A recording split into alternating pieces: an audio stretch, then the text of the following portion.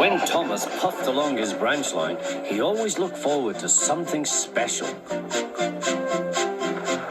The sight of the river.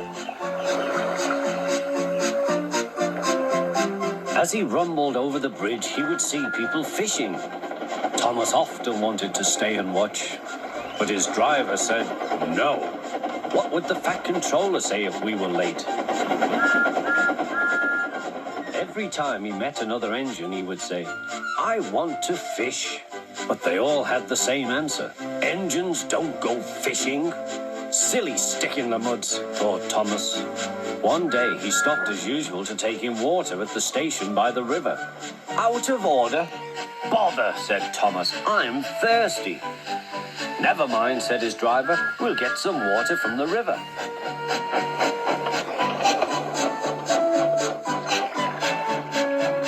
They found a bucket and some rope and went to the bridge.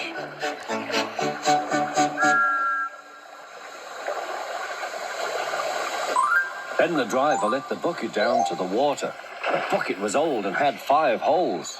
So they had to fill it, pull it up, and empty it into Thomas's tank as quickly as they could, several times over.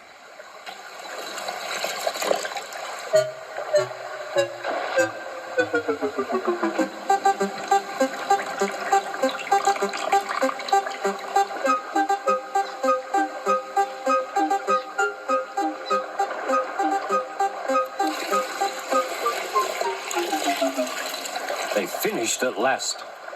That's good, puffed Thomas, and Annie and Clarabelle ran happily behind.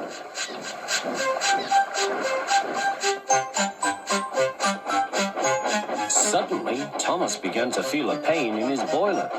Steam began to hiss from his safety valve in an alarming way. "There's too much steam," said his driver.